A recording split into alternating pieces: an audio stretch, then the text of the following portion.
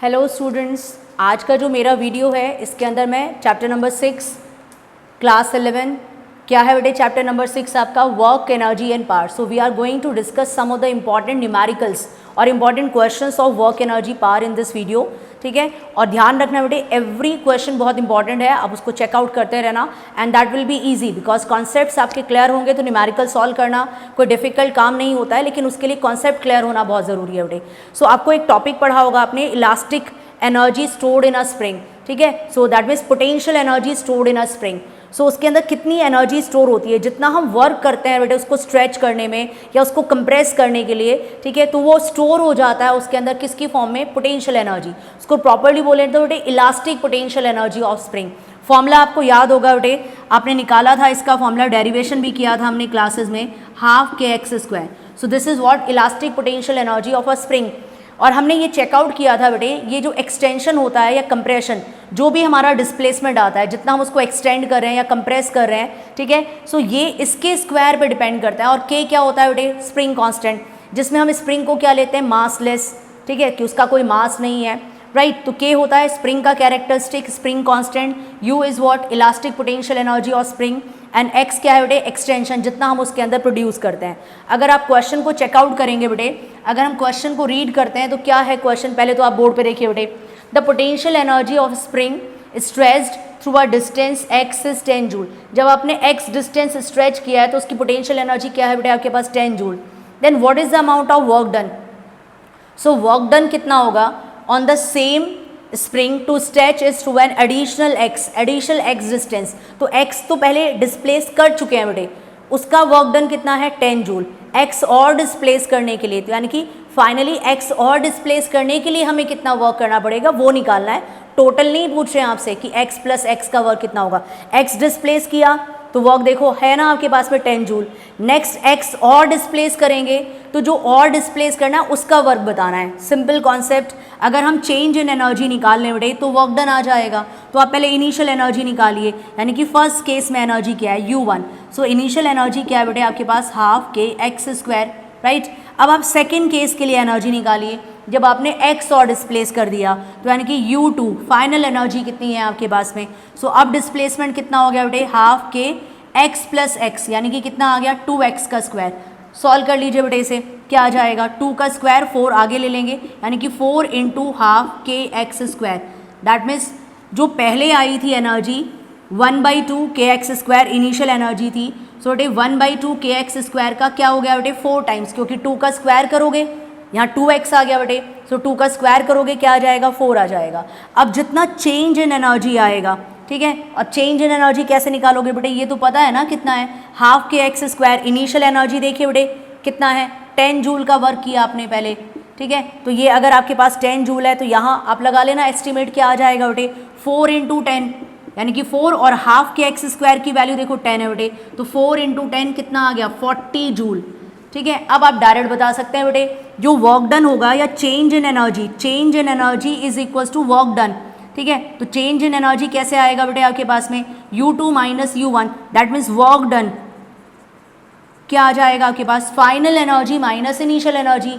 Final हमने total 2x के लिए निकाल ली, इनिशियल x के लिए, तो फाइनल वाला x के लिए कितनी एनर्जी आएगी बेटे, 40 माइनस 10, दैट मीन्स क्या आंसर आएगा बेटे, 30 जूल। ठीक है, सो 30 जूल आपका आंसर होगा कि हमें x और एडिशनल उसको डिस्प्लेस करने के लिए कितना वर्क करना होगा, 30 जूल वर्क और करना होगा। बेटे स्क्रीनशॉट ले लेना, इंपॉर्टेंट क्वेश्चन था, टेक द स्क्रीनशॉट, पॉज करके बेटे वीडियो को स्क्रीनशॉट ले लीजिए। ओके स्टूडेंट्स, कंटिन्यू करते हैं बेटे न्यूमेरिकल्स को फर्दर। नेक्स्ट क्वेश्चन देखिए, the length of a steel wire increases by 0.5, यानी कि एक्सटेंशन प्रोड्यूस आ गया। एक्सटेंशन प्रोड्यूस करके किससे दिखाया मैंने, एक्स से दिखा दिया, वाई से दिखा दो, जो भी सिंबल आपको यूज़ करना है। So the length of a steel wire increases by 0.5 centimetre. अगर इसको मैंने एक्स ले लिया तो बेटे सोल्यूशन जरा चेक करना बेटे, जो एक्सटेंशन आया है वो 0.5 सेंटीमीटर आया है, मीटर में कर लीजिए बेटे, 0.5 इंटू 10⁻⁻² मीटर। ठीक है, तो मैंने इसको मीटर में कन्वर्ट कर लिया। when it is loaded with a weight of, weight मतलब कितना मास हमने अप्लाई किया, मास अप्लाई किया बेटे हमने 5 kg, दैट मीन्स जब हमने 5 kg उसके ऊपर लोड किया, लोड करने वाला फोर्स भी लगा रहे हैं, ठीक है। तो बेटे उसके अंदर कितना मास है, 5 kg का वेट उसके साथ में अटैच कर दिया है और एक्सटेंशन प्रोड्यूस कर रहा है वो कितना x, ठीक है।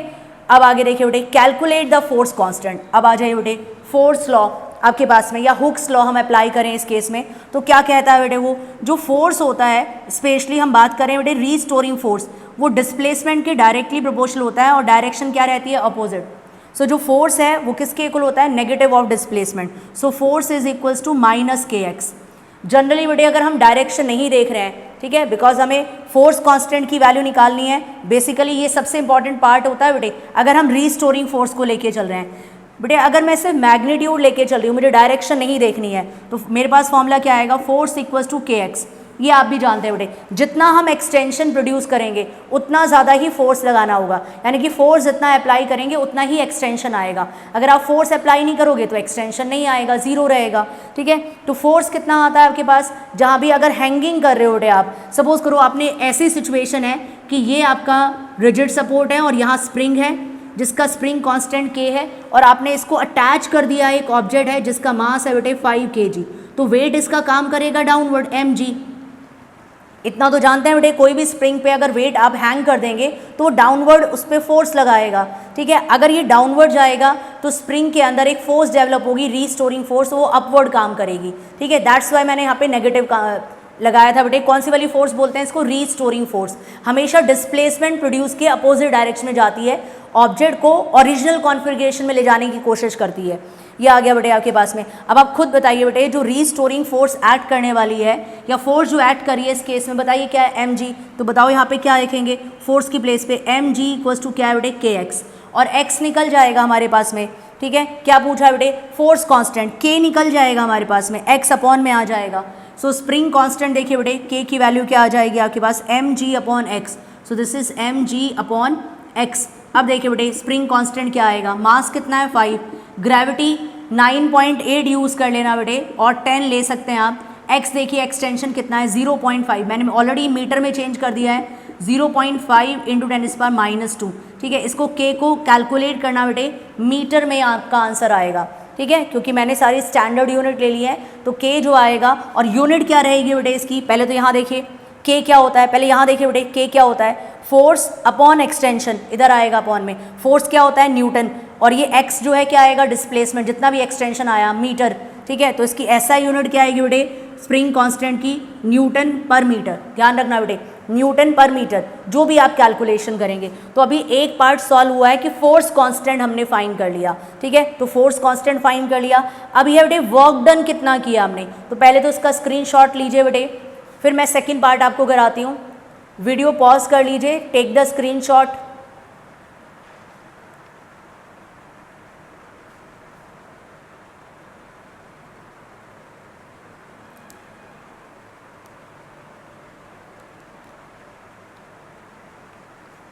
ठीक है बेटे, ओके स्टूडेंट्स, आगे कंटिन्यू करते हैं। अब सेकंड पार्ट देखते हैं बेटे इसी क्वेश्चन का। वो पूछ रहा है what is the work done in stretching the spring, spring को स्ट्रेच करने में हमें कितना वर्क करना पड़ा बेटे। तो वर्क डन हम कैसे फाइंड करेंगे, रिकॉल करिए बेटे थियोरेटिकल कॉन्सेप्ट। जितना हम वर्क करते हैं वो स्टोर होता है किसकी फॉर्म में, elastic potential energy of the spring. इसका मतलब वर्क डन किसके इक्वल आएगा, एनर्जी ऑफ द स्प्रिंग, और एनर्जी ऑफ द स्प्रिंग का फॉर्मूला हमने क्या निकाला है, हाफ kx², यानी कि जो एनर्जी स्टोर होती है, ठीक है, वही हमें वर्क डन डिफाइन करती है। सो वर्क डन हमारे पास में क्या आ जाएगा बेटे, during the process half kx², जिसमें से बेटे देखना जरा x क्या है आपके पास, एक्सटेंशन 0.5 स्टैंडर्ड यूनिट में चेंज करो, इंटू 10⁻² मीटर, सेंटीमीटर से मीटर में कन्वर्ट करोगे तो 10⁻² से मल्टीप्लाई और 100 से डिवाइड, कैसे समझ लो बेटे।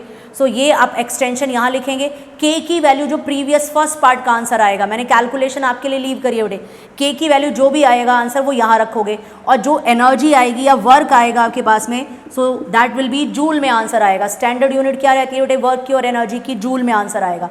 एक और चीज़ बेटे, अगर आप जो स्प्रिंग कांस्टेंट प्रीवियस वाला यानी कि फर्स्ट पार्ट हम सॉल्व कर रहे हैं उसमें थोड़ा कैलकुलेशन इजी करना चाहते हो बेटे, तो उसमें आप ग्रेविटी की वैल्यू जहां मैंने कहा था 9.8, आप उसको 10 यूज़ कर सकते हैं। अगर आप 10 यूज़ करेंगे तो आप जानते हैं बेटे फोर्स कितना हो जाएगा, mg था ना, 5 × 10 50 न्यूटन हो जाएगा, तो कैलकुलेशन ईजी हो जाएगी।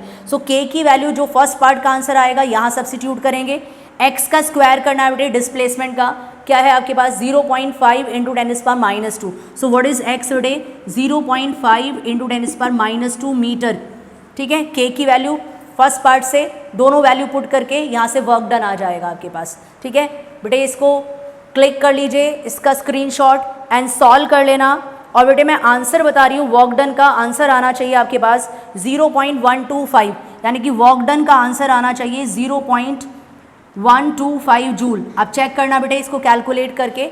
और जो फर्स्ट पार्ट है that means spring constant, spring constant का आंसर आपके पास आना चाहिए 1 इंटू 10⁻⁴। और स्प्रिंग कांस्टेंट भी ध्यान रखना बेटे 1.0 इंटू 10⁻⁴ न्यूटन पर मीटर। ये फर्स्ट पार्ट का आंसर आएगा। अगर ग्रेविटी आप क्या यूज़ करेंगे बेटे, अगर ग्रेविटी आप 10 मीटर पर सेकेंड स्क्वायर यूज़ करेंगे। बेटे कैलकुलेट करना और दोनों आंसर्स को वेरीफाई करना कि करेक्ट आ रहे हैं नहीं। ओके स्टूडेंट्स, आगे कंटिन्यू करते हैं। ये आपका एनसीईआरटी का क्वेश्चन है, वर्क एनर्जी एंड पावर का, चैप्टर नंबर 6 एनसीईआरटी बुक में आप इसे रीड कर सकते हैं। मैंने लिख दिया, वैसे उसकी ज़रूरत नहीं है आपको। बेटे इंपॉर्टेंट क्वेश्चन है, बहुत इजी क्वेश्चन है, डिफिकल्ट बिल्कुल भी नहीं है। अब देखिए बेटे, the Bob of the pendulum is release from a horizontal position. देखिए बेटे ऐसे है हमारे पास जो पेंडुलम है वो इस तरह से होता है ना, थ्रेड आपके पास ऐसे होता है और बॉब यहाँ पे हैंगिंग रहता है। मैंने ऐसे रखा हुआ है, हॉरिजॉन्टल पोजीशन पे है, इस तरह से है। ठीक है, और बेटे उसको रिलीज़ कर दिया, फिर यहाँ से हमने इसको होल्ड किया हुआ है, रिलीज़ कर दिया। तो बेटे रिलीज़ कर दिया तो नीचे आएगा लोअर मोस्ट पोजीशन पे, यहाँ पे लोअर मोस्ट पोजीशन पे उसकी क्या वेलोसिटी होगी, what is the speed with which it arrives at the lower most position. दोबारा से देखो बेटे जरा कॉन्सेप्ट, एक हॉरिजॉन्टल रखा हुआ है हमने पेंडुलम को।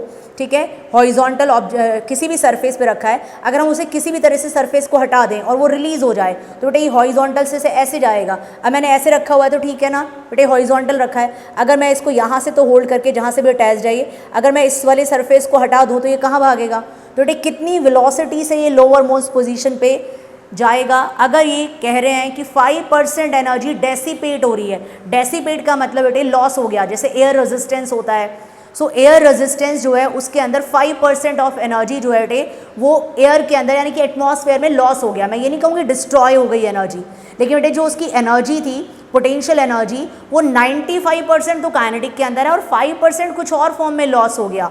ठीक है, सो वो लॉस हो गया है 5% एनर्जी। तो अब कहानी क्या आएगी बेटे, सोल्यूशन देखिए बेटे, इसका सिंपल सा सोल्यूशन है। काइनेटिक एनर्जी जो लोवेस्ट पॉइंट की आएगी, लोवेस्ट पॉइंट ही ले रही है बेटे, किसके इक्वल होगी बेटे 95% of potential energy of the highest position, यानी कि जो आपके हॉरिजॉन्टल सरफेस पे थी उसकी पोटेंशियल एनर्जी, क्योंकि बेटे वो तो रेस्ट पे था ना उस टाइम, काइनेटिक तो नहीं थी। और एक पोजीशन कॉन्फ़िगरेशन की वजह से जो एनर्जी थी that is what potential energy. So kinetic energy lowest point की किसके इक्वल होगी 5% डेसिपेट हो गई, तो कितना रह गई 95% of initial potential energy. Kinetic energy का फॉर्मूला बताइए बेटे, हाफ mv², जानते हैं आप स्मॉलर क्लासेस से, किसके इक्वल आएगा बेटे 95% हटाओगे अपॉन में 100 इंटू पोटेंशियल एनर्जी क्या आएगा बेटे mgh। राइट, अब देखिए बेटे मास से मास कैंसिल, वेलोसिटी हमें फाइंड करनी है बेटे लोवेस्ट पॉइंट पे। सो बेटे 2 इधर क्रॉस में जाएगा, यानी कि v का स्क्वायर कितना आ जाएगा बेटे 2 इंटू 95 अपॉन 100 इंटू ग्रेविटी, आपको जो भी रखना है 10 रख दो या 9.8, सपोज करो बेटे मैंने 10 ले लिया, इजी हो जाएंगी कैलकुलेशन, ग्रेविटी की प्लेस पे 10। और हाइट क्या आएगी बेटे, ध्यान रखना बेटे, जो भी उसकी जो स्ट्रिंग है उसका जो डिस्टेंस है बेटे, हॉरिजॉन्टल है तो ऐसे है ना, तभी तो बेटे ये हाइट आएगी।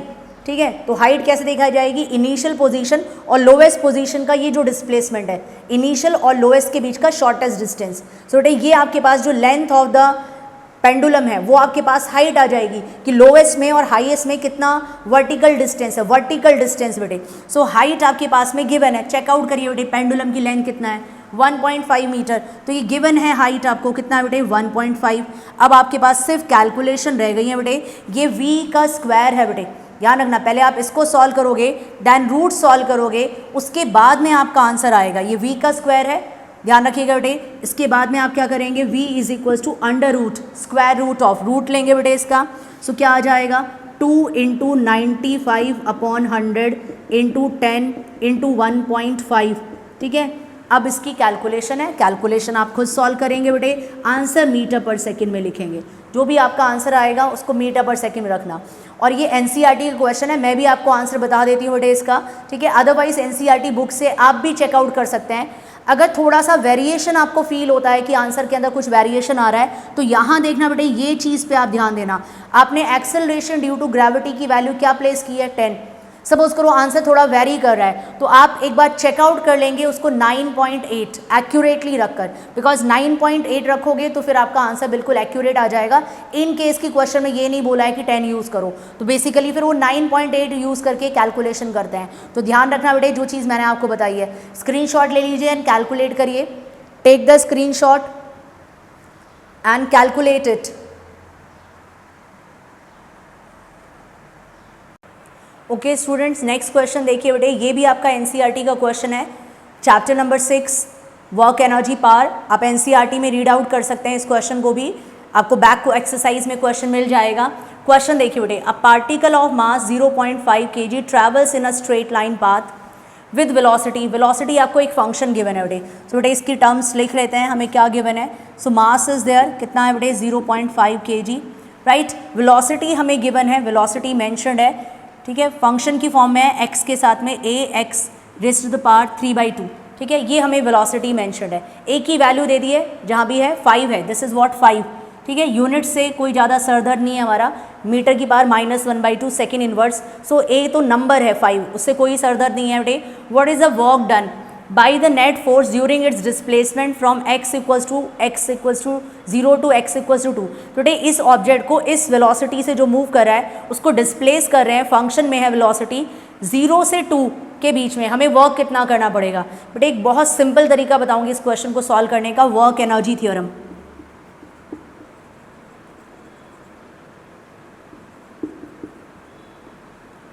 अब वर्क एनर्जी थ्योरम आपने चैप्टर नंबर 6 में ही पढ़ा है।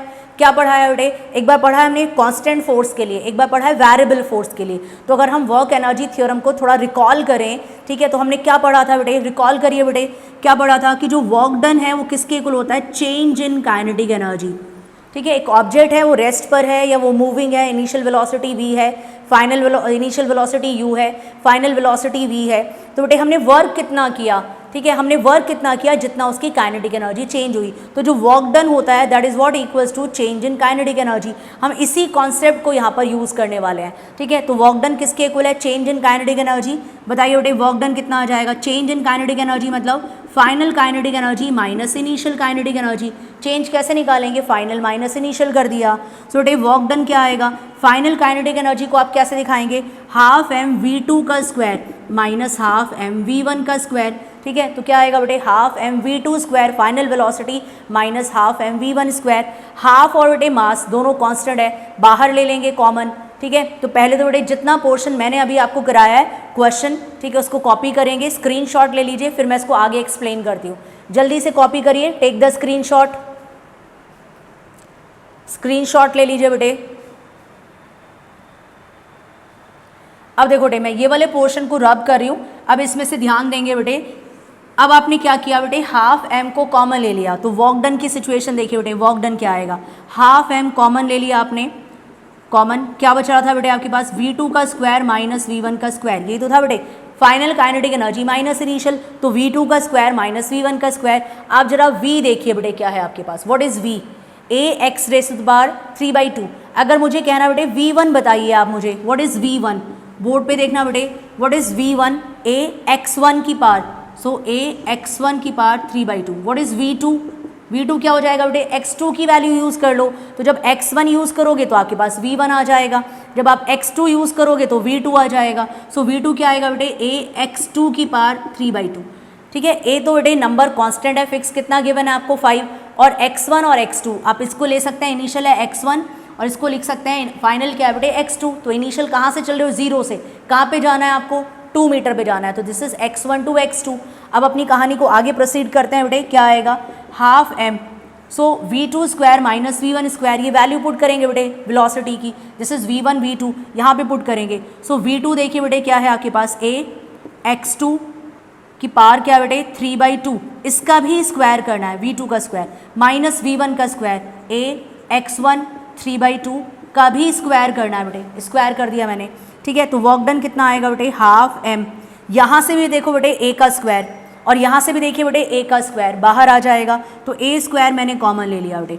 अब आप देखेंगे बेटे यहाँ पे क्या है, x2 की पावर क्या है 3/2 बेटे, 2 से 2 कैंसिल, यहाँ भी देखिए बेटे x1 की पावर क्या है 3/2 और उसका भी स्क्वायर, 2 से 2 कैंसिल, तो क्या आ जाएगा बेटे आपके पास में, आपने a स्क्वायर तो कॉमन ले लिया बाहर, सो यह 3/2 और ये 2 कैंसिल, तो क्या आ जाएगा बेटे x2 का क्यूब माइनस x1 का क्यूब। दोबारा देखना बेटे x2 a स्क्वायर, ये a का स्क्वायर बाहर आ गया बेटे कॉमन, a स्क्वायर, यहाँ भी a स्क्वायर बाहर ले लिया मैंने दोनों टर्म में से, क्या बचेगा x2 की पावर क्या है 3/2, 2 से 2 कैंसिल, यानी कि क्या रह जाएगी पावर 3, यहाँ बेटे 2 से 2 कैंसिल, पावर क्या रह जाएगी 3, सो दिस इज x2 की पावर 3 माइनस x1 की पावर 3।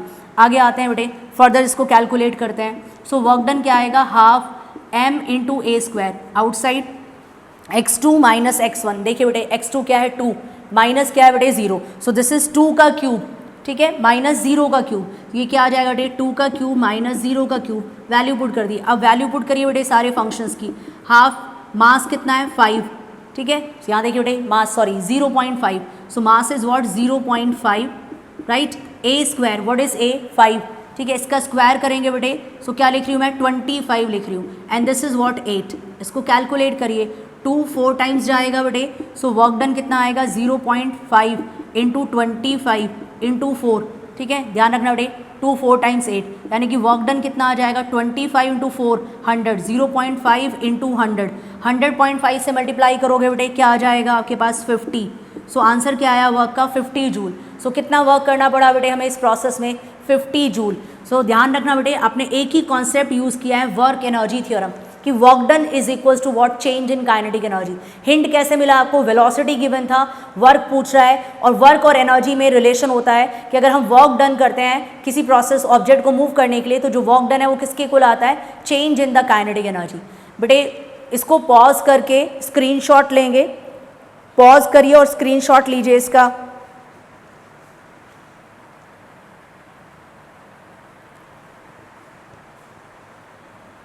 ओके बेटे एक काम करते हैं, बाकी जो क्वेश्चंस हैं फिर मैं आपको नेक्स्ट वीडियो, ठीक है, जल्दी ही अपलोड करूंगी, कल मैं अपलोड करती हूँ नेक्स्ट वीडियो। रिमेनिंग क्वेश्चंस फिर आप वहाँ से चेकआउट करेंगे और जो भी मैंने क्वेश्चंस आज आपको इस वीडियो में सॉल्व कराए हैं वो आपके लिए बेनिफिशियल है बेटे। और सिर्फ ये नहीं कि आपके सिर्फ होम एग्जाम्स के लिए, वो डिफरेंट कॉम्पिटिशन्स के लिए भी आपको हेल्प करेंगे, ठीक है। तो ईच एंड एवरी क्वेश्चन को आप ढंग से अटेम्प्ट करेंगे, क्वेश्चन लिखेंगे, कैलकुलेशन पहले देखेंगे बेटे वीडियो को, सिर्फ कॉपी नहीं करेंगे बेटे, कॉपी करने से क्वेश्चन सॉल्व करना नहीं आएगा आपको न्यूमेरिकल, आपको सिर्फ क्वेश्चन रीड करना है, कॉन्सेप्ट देखना है and then solve it yourself, फिर अपने आप सॉल्व करेंगे उसको खुद। और जब आप खुद सॉल्व करते हो तब आप न्यूमेरिकल सीखते हो बेटे। और फिजिक्स भी तभी आसान बनती है आपके लिए जब आप उसको प्रैक्टिस करते हो। ध्यान रखना बेटे प्रैक्टिस इज द की। अगर आप प्रैक्टिस करोगे क्वेश्चंस को, न्यूमेरिकल्स को, तो बहुत बेनिफिशियल रहेगा आपके लिए।